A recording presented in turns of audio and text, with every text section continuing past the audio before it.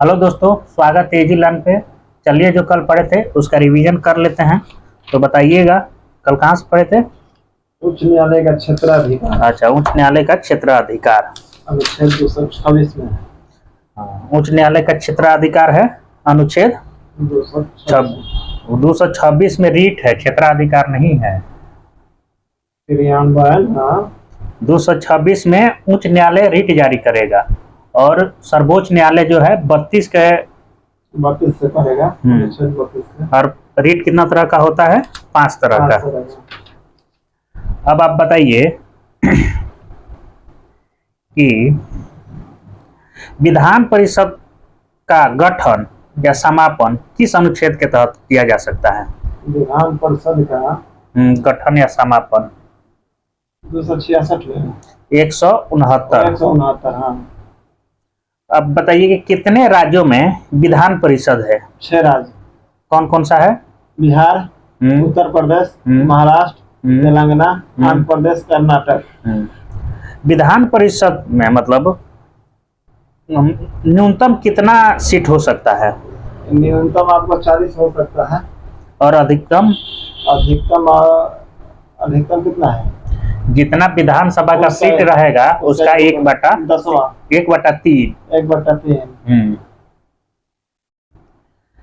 अब आप बताइए कि जो राज्यपाल है वो किस अनुच्छेद के तहत रिट जारी करता है? इस अनुच्छेद के तहत रिट जारी करेगा। हाँ, 156 है का? 213। राष्ट्रपति 123। 123 को उलट दीजिए। 113 223। राष्ट्रपति जो राज्यपाल मतलब अध्यादेश जो राज्यपाल अध्यादेश वो मतलब विधानमंडल द्वारा कितने दिन के अंदर या कितने सप्ताह के अंदर उसको 6 सप्ताह। 6 सप्ताह।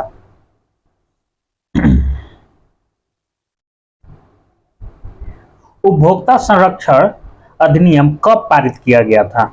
1983 में। 1986 में। 86।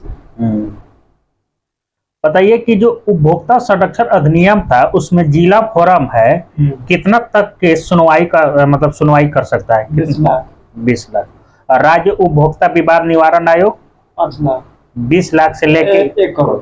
और अंतर्राष्ट्रीय आएगा तो 1 करोड़ से अधिक। 1 करोड़ से अधिक। और लोक अदालत है वो कितना तक कर सकता है? 5 लाख। 5 लाख। और उसका मतलब कौन सा अधिनियम द्वारा उसको संशोधन किया गया था, लोक अदालत की व्यवस्था किया गया है? 1983 के शासन अधिनियम। 1987 का प्राधिकरण अधिनियम संशोधन हुआ है 2002 में। अब आप बताइए राज्यपाल संविधान के किस भाग में है? किस भाग में है? अनुसूची तो 6 में है। भाग आपको भाग 6 में। भाग 6 में। अनुच्छेद कितना में है?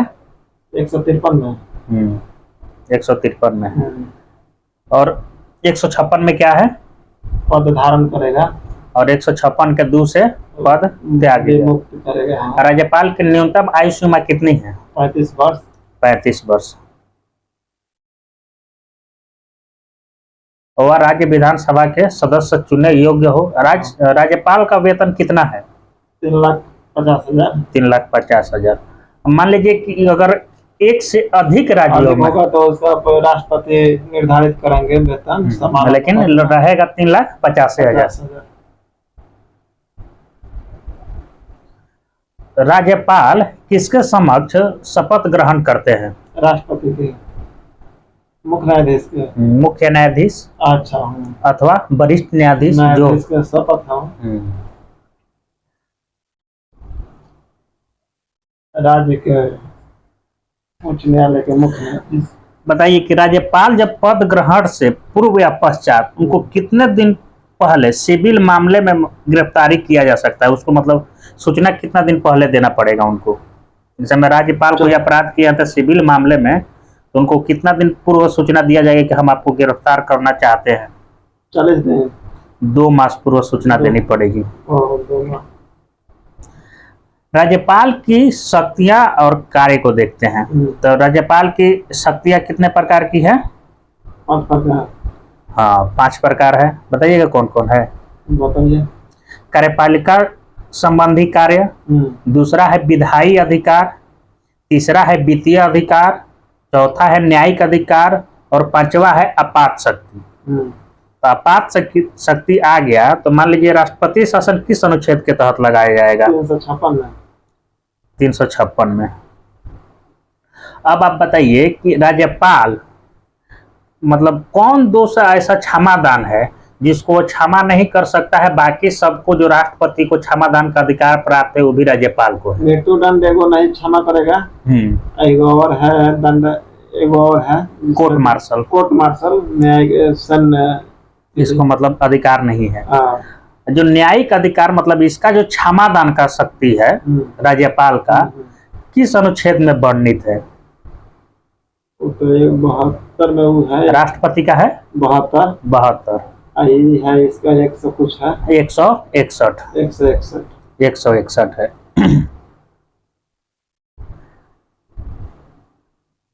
अब आप बताइए कि राज्यपाल विधानमंडल का अभिन्न अंग है किस अनुच्छेद में? 164 में है। अब आप बताइए कि विधान परिषद के सदस्य बनने के लिए न्यूनतम आयु कितनी है?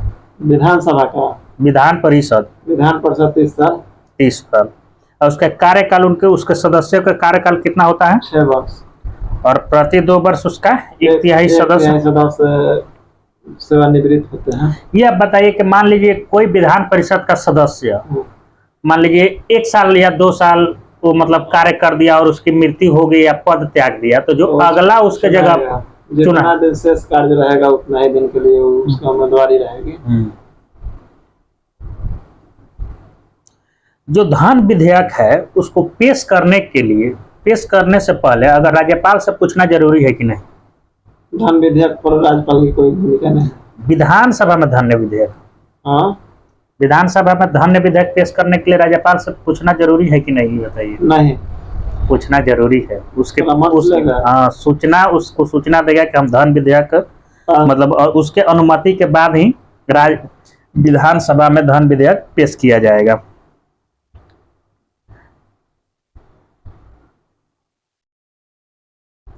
अब आप बताइए कि जो उच्च न्यायालय के न्यायाधीश हैं उनको मतलब उनकी नियुक्ति के लिए राज्यपाल राष्ट्रपति से परामर्श ले सकते हैं कि नहीं? परामर्श लेता है 217 के 1 के अनुसार। 217।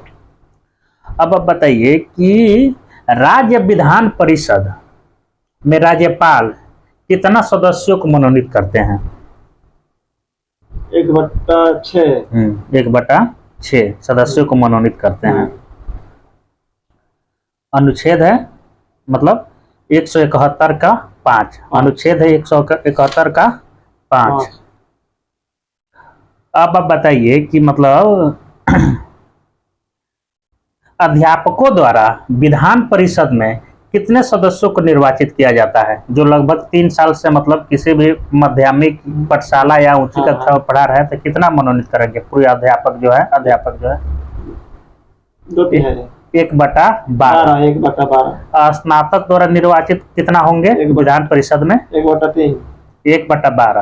अध्यापक द्वारा भी 1/12 विधान परिषद में मतलब किया जाएगा। स्नातक भी द्वारा निर्वाचित किया 1/12। स्थानीय निकाय से कितना आएगा? स्थानीय निकाय से आपको आएगा 1/12। उसका भी 1/3। स्थानीय निकाय से आएगा 1/3। स्थानीय निकाय से विधान परिषद में आएगा 1/3। 1/12 जो सदस्य स्नातक द्वारा निर्वाचित किए जाएंगे मतलब सिर्फ उसमें स्नातक जो किए होंगे वही वोट देंगे। और 1/12 विधान परिषद में अध्यापक जो अध्यापक प्रोफेसर नहीं अध्यापक जो मतलब माध्यमिक स्कूल में भी पढ़ाता हो या उच्च कक्षाओं में पढ़ाता हो 1/12 सदस्यों को मतलब निर्वाचित करेंगे, चुनेंगे, वही सिर्फ वोट देंगे। 1/6 सदस्यों को राज्यपाल चुनेंगे विधान परिषद में। अब आप बताइए कि विधान परिषद मतलब न्यूनतम कितना सदस्य रहेगा जिससे कि उसकी बैठक जो है संचालित हो सके? न्यूनतम उसका 10वां भाग। 10वां या 10 भी रहेगा तो हो जाएगा। सभापति या उप सभापति को हटाने से पूर्व उनको मतलब सूचना कितना दिन पहले देना आवश्यक है? अच्छा, 14 दिन। अब आप बताइए कि विधानसभा का जो सत्रवासन होता है, या मतलब, तो उसमें राज्यपाल का क्या योगदान रहता है? मतलब राज्यपाल सत्रवासन में, मतलब भाग नहीं लेगा। राज्यपाल ही सत्रवासन करता है, वही। विधान परिषद का, हाँ, विधानसभा का। विधानसभा का न करेगा। हाँ, विधानसभा का। ये तो हाँ। अस्थाई सदन है, तो इसका सत्रवासन कैसे होगा? अब आप बताइए कि विधानसभा के निर्वाचित होने के लिए न्यूनतम आयु सीमा कितना है? विधानसभा का हाँ, 25 साल। 25 साल। अधिकतम मतलब विधानसभा में सदस्य कितना हो सकता है? 500। और न्यूनतम कितना हो सकता है? 60। और अपवाद कौन कौन सा है? सिक्किम, मिजोरम, गोवा। गोवा में कितना है? गोवा में 40 गो है। 40 विधानसभा का सीट है। मिजोरम में कितना विधानसभा का 40 सीट? गो। और सिक्किम में कितना 32 विधानसभा? गो। और कौन सा अनुच्छेद के तहत इसको विशेष? 371 का अनुच्छेद। 371। वाह। अब आप बताइए कि विधानसभा में जनसंख्या के आधार पर अनुसूचित जाति और जनजातियों के लिए स्थानांतरों का आरक्षण किया गया है किस अनुच्छेद में? 332। 332। और केंद्र में आरक्षण किया गया अनुसूचित जनजाति के लिए लोकसभा में? लोकसभा 331। 330। 330। हाँ, 331 में है। लोकसभा में 2 सदस्यों को राष्ट्रपति मनोनीत करेंगे। और सदन के बैठक के लिए कुल सदस्यों का कितना मतलब जरूरी है? विधानसभा के सदन के बैठक के लिए कितना सदस्यों की मतलब होना उसमें जरूरी है? 2/3। 1/10। 1/10। अब आप बताइए कि जो विधान परिषद मान लीजिए 6 राज्य में है, तो उत्तर प्रदेश में विधान परिषद का सीट कितना है? 100 गो। 100 गो है। और तेलंगाना में कितना है? 40 गो। तेलंगाना में 40 गो है। आंध्र प्रदेश में कितना है? 48 गो। आंध्र प्रदेश में 50 गो है। 50 गो। कर्नाटक में कितना है? 48 गो। 75 गो। 75, सॉरी 75। बिहार में 75। महाराष्ट्र में 78। 78। अब दिल्ली में आप बताइएगा कि विधानसभा का सीट कितना है? 70 गो। अब पुदुचेरी में कितना है? 30 गो। 30 गो। 30।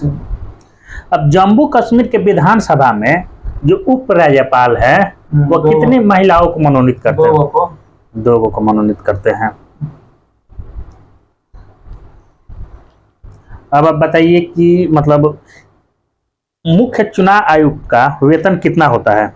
मुख्य चुनाव आयुक्त का 2,50,000। और लोकसभा अध्यक्ष का? 2,50,000। लोकसभा अध्यक्ष का 4 लाख है। 4। अच्छा, लोकसभा अध्यक्ष 4 लाख। और राज्यपाल का? 3,80,000।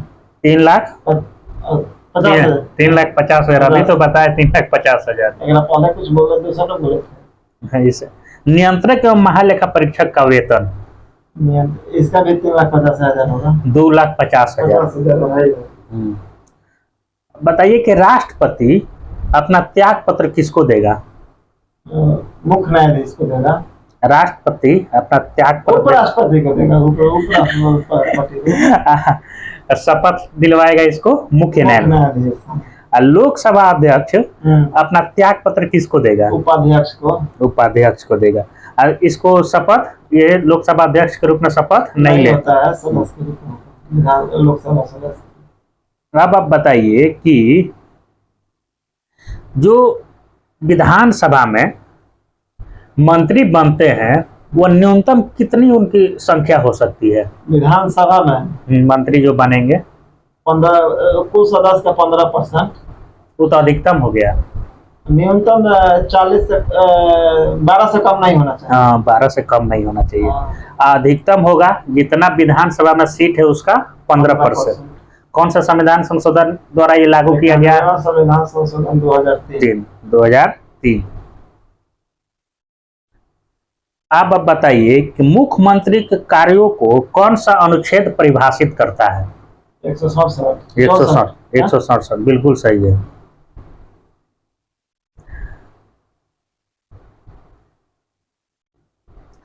अब आप बताइए कि जो चंडीगढ़ का प्रशासक होता है उसको हम लोग क्या बोलते हैं? उसको उधर का तो उपराज्यपाल, इसका आयुक्त का हाँ, मुख्य आयुक्त। मुख्य आयुक्त कहते हैं। और दिल्ली का कहते हैं उपराज्यपाल कहते हैं। अब आप बताइए कि भारतीय संविधान की 7वीं अनुसूची में केंद्र एवं राज्यों के शक्तियों को बंटवारे के लिए कितनी अनुसूचियां बना मतलब कितनी सूची बनाई गई है? 3 सूची। हाँ, कौन कौन सा? राज सूची, समवर्ती सूची और संघ सूची। संघ सूची।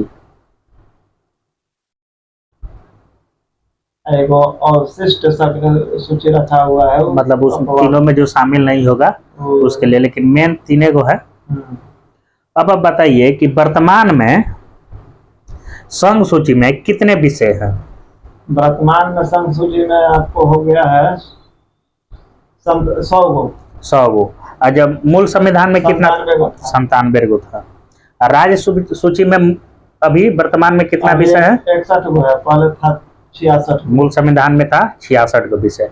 और समवर्ती सूची में कितना है? पहले अभी 52 गो है, पहले था 47 गो है। केंद्र राज्यों के बीच किए गए शक्तियों का विभाजन भारत सरकार अधिनियम 1935 में उल्लेखित जो योजना है उसी से लिया गया है। अब आप बताइए कि वन जो कि पहले राज्य सूची का विषय हुआ करता था, अब समवर्ती सूची में। हाँ, वो किस संविधान संशोधन द्वारा इसको मतलब किया गया? हाँ, ये तो संविधान संशोधन 92वां है का 42वां संविधान संशोधन 1976। अब आप बताइए कि जनसंख्या नियंत्रण है किस सूची के अंतर्गत आता है? जनसंख्या नियंत्रण आपको तो समवर्ती सूची में आना। समवर्ती सूची में आता है। लोक व्यवस्था किस सूची में आता है? लोक व्यवस्था भी समवर्ती सूची में। लोक व्यवस्था आएगा राज्य सूची में। लोक व्यवस्था जो टीवी का प्रसारण होता है, प्रसारण वो किस सूची में आता है? तो संघ सूची में आएगा। संघ सूची में आएगा।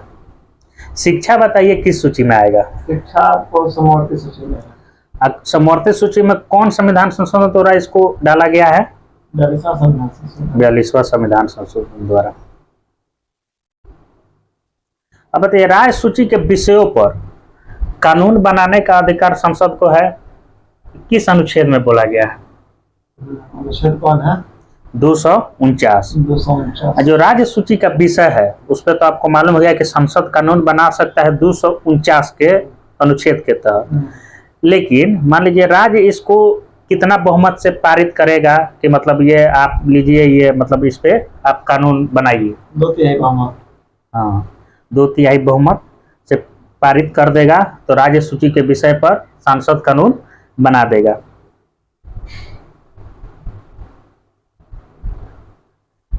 अब बताइए कि अंतर्राष्ट्रीय समझौते को प्रभावी बनाने हेतु संसद राज्य सूची के विषय पर कानून बना सकता है, किस अनुच्छेद में है? 253 में है। अब आप बताइए कि जो राज्य सूची पर संसद कानून बनाया था 249 के तहत 2/3 बहुमत से, मतलब बन जाने के बाद वो एक बार में या वो कितना दिन तक मतलब रहेगा कानून? 6 महीना। 1 वर्ष। 1 वर्ष। और राज्यसभा द्वारा उसको बार बार पारित करके कई वर्षों तक बढ़ाया जा सकता है। अब आप बताइए कि जो मतलब जो राजस्व का स्रोत है वो मतलब राज्य सूची के अंतर्गत आता है या संघ सूची के अंतर्गत आता है? तो आप बताइए कि भूमि पर कर राज्य के प्रमुख मतलब उसके अंतर्गत आता है।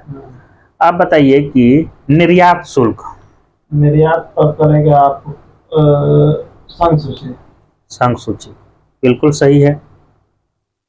अब आप बताइए कि केंद्र राज्यों के मध्य विवाद जो होता है उसको सुलझाने के लिए कितना आयोग को गठित किया गया है अभी तक? 4 आयोग। 4 आयोग बता सकते हैं कौन कौन है? प्रशासनिक सुधार आयोग, दूसरा है राजमन्नार आयोग, तीसरा है भगवान सहाय समिति, सरकारिया आयोग। अब आप बताइए कि सरकारिया आयोग का गठन कब किया गया था? 1983। इसके अध्यक्ष कौन थे? चंद्रचूड़ थे। RS सरकारिया, उन्हीं का नाम सरकारिया।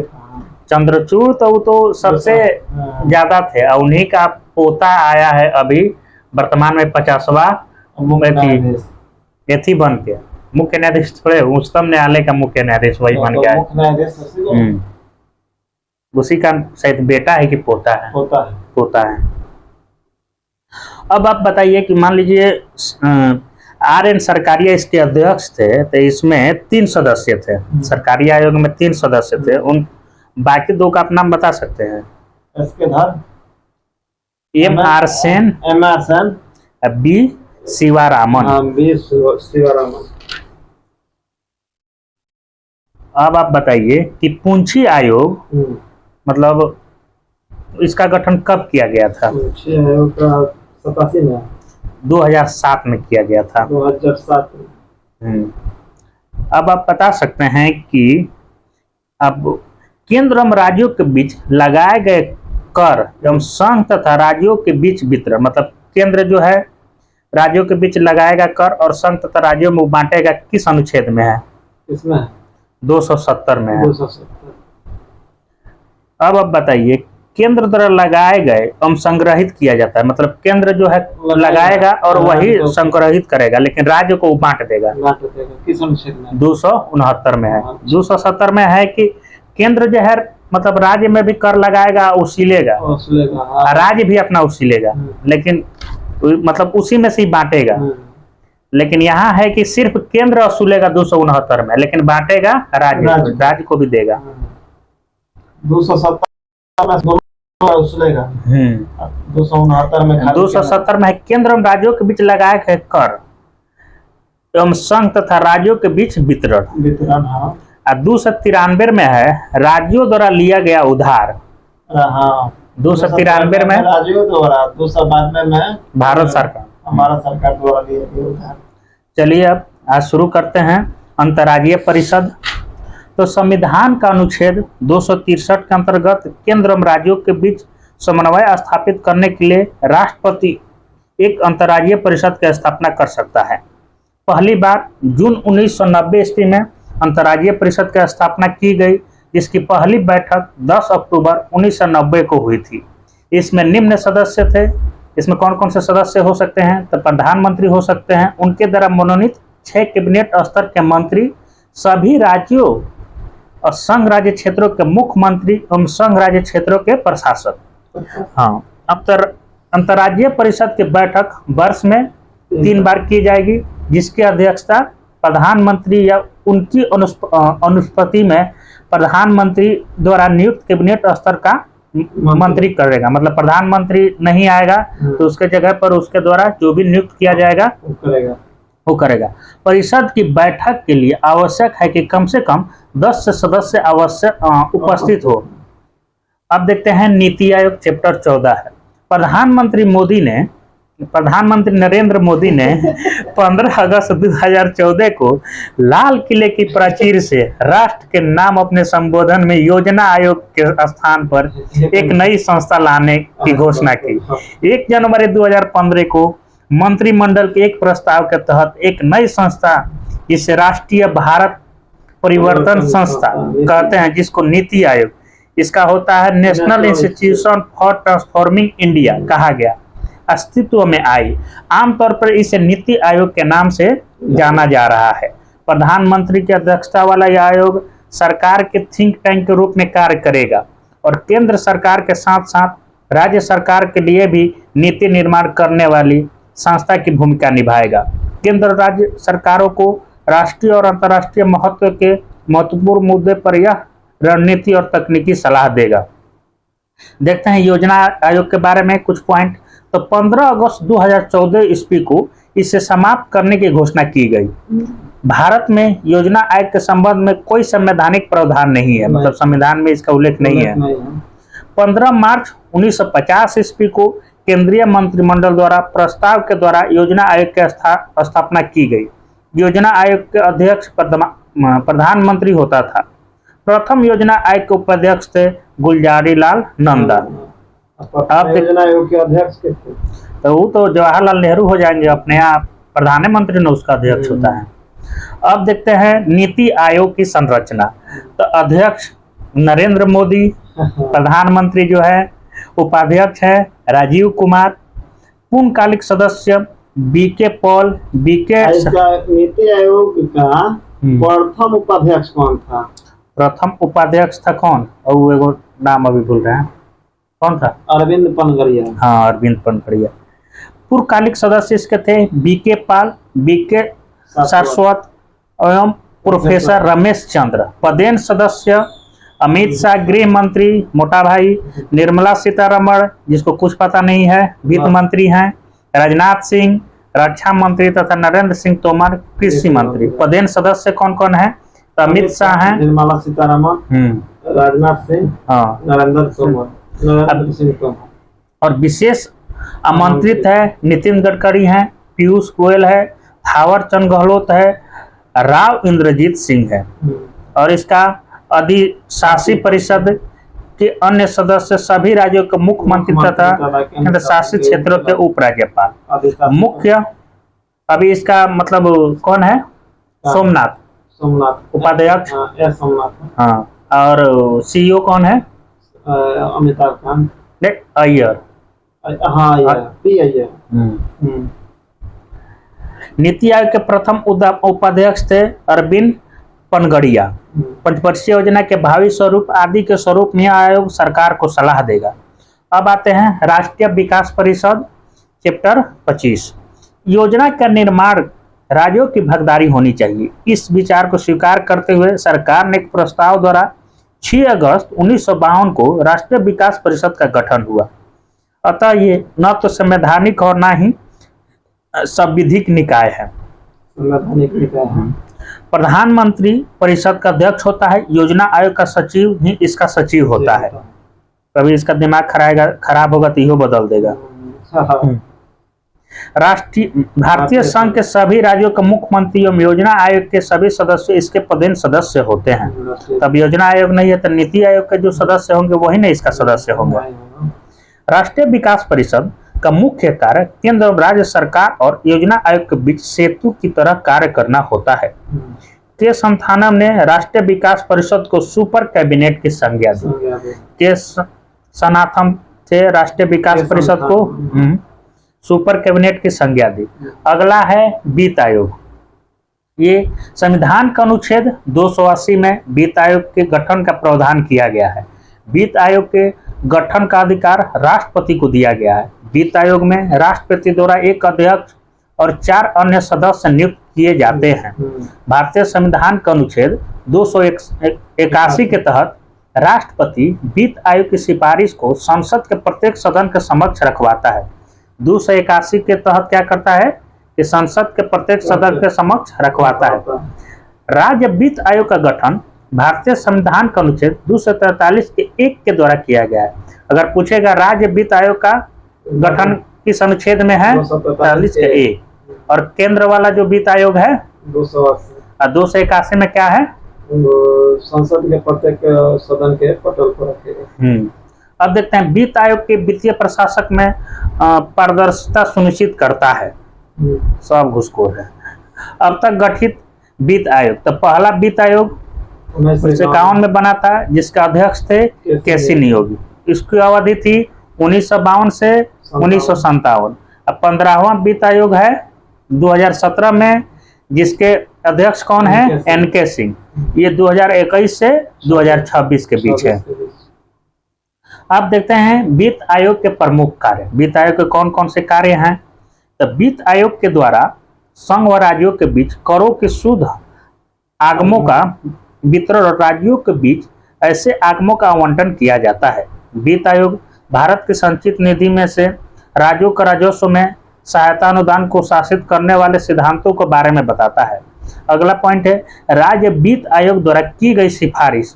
राज्य वित्त आयोग द्वारा की गई सिफारिशों के आधार पर राज्य के नगरपालिकों पंचायतों के संसाधनों की पूर्ति के लिए राज्य की संचित निधि के संवर्धन के लिए जरूर उपाय करता है। मतलब राज्य पंचायत में जितना सड़क बनता है बाकी सब बनता है वो केंद्र सरकार का पैसा रहता है, लेकिन पंचायती तो ये तो राज्य सरकार मुखिया की योजना से गांव का जो नली गली बनता है ना सब राज्य के पैसे से बनता है। लेकिन यहाँ तो दिया गया कि राज्य के संचित निधि के संवर्धन के जरूरी उपाय है नगरपालिका और पंचायतों के संसाधन की पूर्ति के लिए माने विशेष व्यवस्था ना। राष्ट्रपति के द्वारा वित्त आयोग के सुदृढ़ वित्त के हित में निर्दिष्ट कोई अन्य विषय सौंपे जाने पर वित्त आयोग अपनी सलाह देता है। राष्ट्रपति वित्त आयोग द्वारा की गई प्रत्येक सिफारिश को, उस पर की गई कार्रवाई को स्पष्टीकरण ज्ञापन सहित संसद के प्रत्येक सदन के समक्ष रखवाता है। अनुच्छेद अभी पढ़े हैं 281 के तहत। अब आता है लोक सेवा आयोग चैप्टर 27।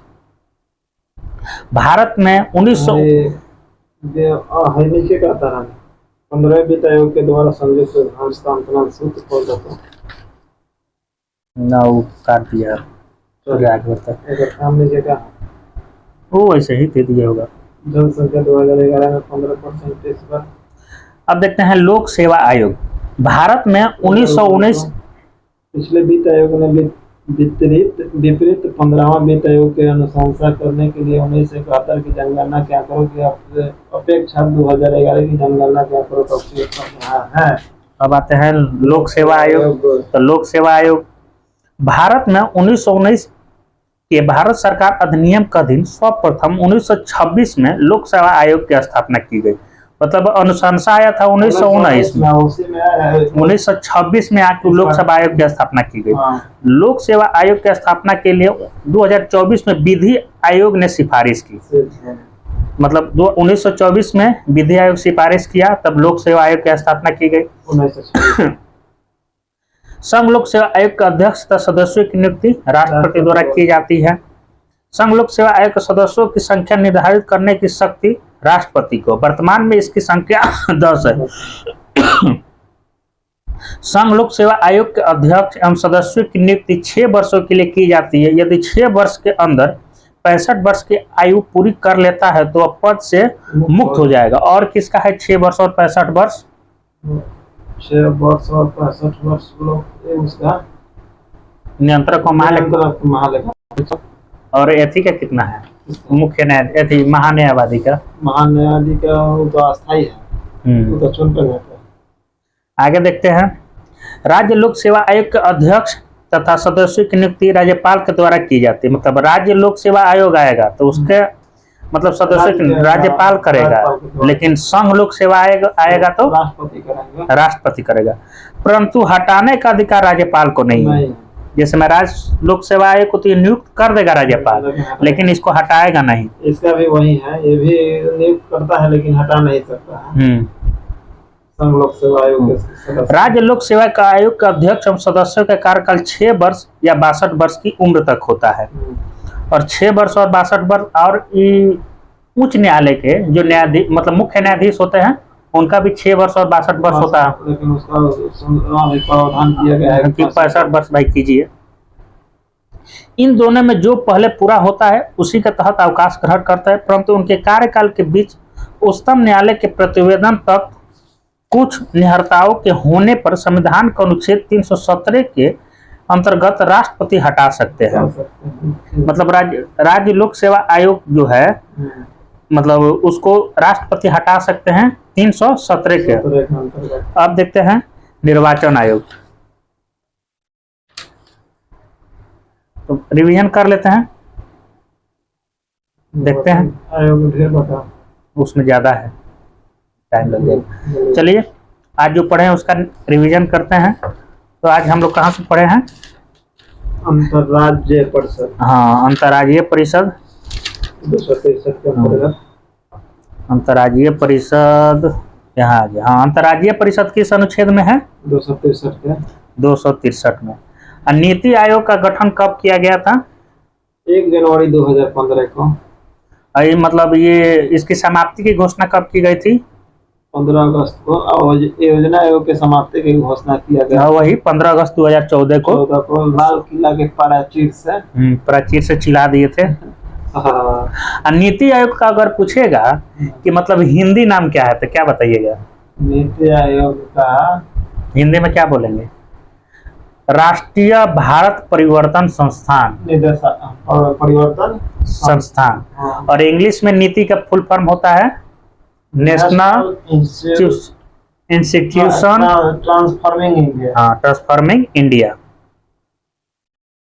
अब आप बताइए कि जो अंतर्राज्यीय परिषद है इसकी स्थापना कब की गई थी? अंतर्राज्यीय परिषद तो 1990 में। हाँ 1990 में की गई थी, लेकिन इसकी पहली बैठक कब हुई थी? 10 10 अक्टूबर 1990 को। अब बताइए कि अंतर्राज्यीय जो परिषद है, प्रधानमंत्री मतलब कितने कैबिनेट स्तर के मंत्री को मनोनीत करते हैं? 10 को 6 को। और मुख्यमंत्री और संघ के राज्य क्षेत्र इसमें सदस्य मतलब होते हैं। अब आप बताइए कि अंतर्राज्यीय परिषद का साल में कितना बार बैठक होना चाहिए? साल में 2 बार। साल में 3 बार। 3 बार। अगर प्रधानमंत्री नहीं रहेंगे तब इसका बैठक संचालित होगा कि नहीं होगा? होगा। वो अपने जगह पर एक कैबिनेट स्तर के मंत्री को नियुक्त कर देंगे, तब हो जाएगा। अब आप बताइए कि योजना आयोग मतलब का गठन कब किया गया था? योजना आयोग का 1950 में, मार्च 1950 में किया गया था।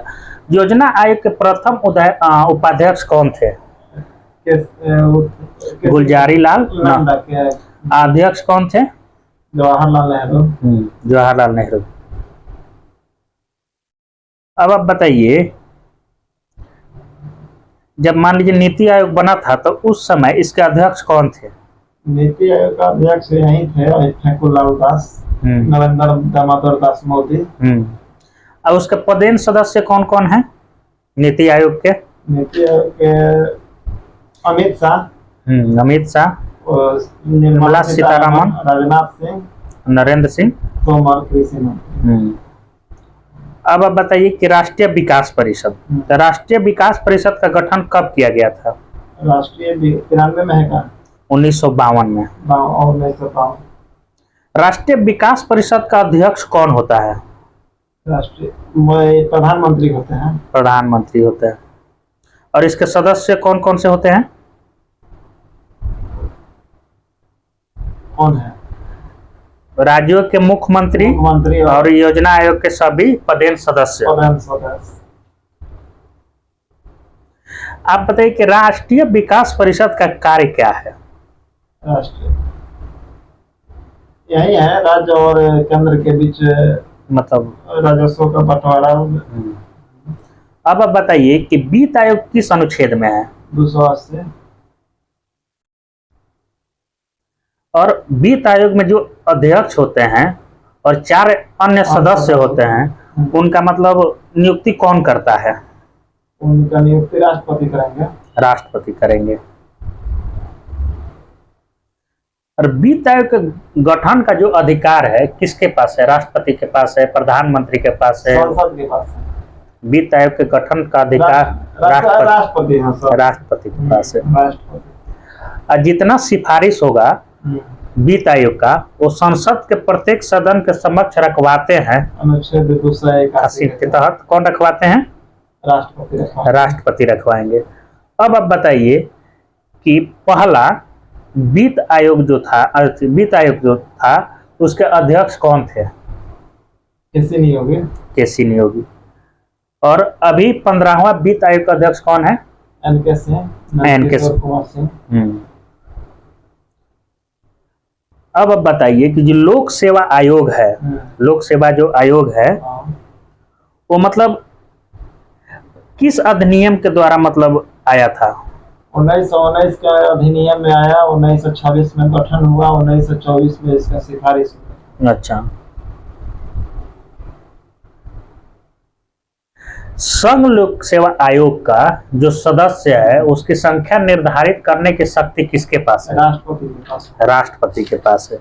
अभी वर्तमान में इनमें कितने संख्या है? 10 है। लोक सेवा आयोग में वर्तमान में कितना संख्या है? 10। संघ लोक सेवा आयोग एवं सदस्यों की नियुक्ति कितने वर्षों के लिए की जाती है? 6 वर्ष या 65 वर्ष। और 65 वर्ष। राज्य लोक सेवा आयोग के जो अध्यक्ष और सदस्यों की नियुक्ति कौन करता है? राज्यपाल करेंगे। राज्यपाल करेंगे।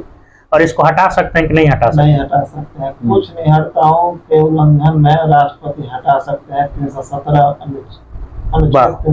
वाह गुड्डू जी वाह। आप बताइए कि राज्य लोक सेवा आयोग का जो सदस्य है या अध्यक्ष है उनका कार्यकाल कितना होता है? 6 वर्ष 62 साल। 6 वर्ष या 62 उम्र जो भी पहले आ जाए। आगे होगा उसी के अनुसार। अब आप बताइए, राष्ट्रीय विकास परिषद को सुपर कैबिनेट की संज्ञा कौन दिए थे? हाँ, कौन था ये? के संथानम। हाँ, के संथानम थे। चलिए, आज के लिए इतना ही। कल पढ़ेंगे हम लोग निर्वाचन आयोग 324 अनुच्छेद 324 संविधान के भाग 15 में।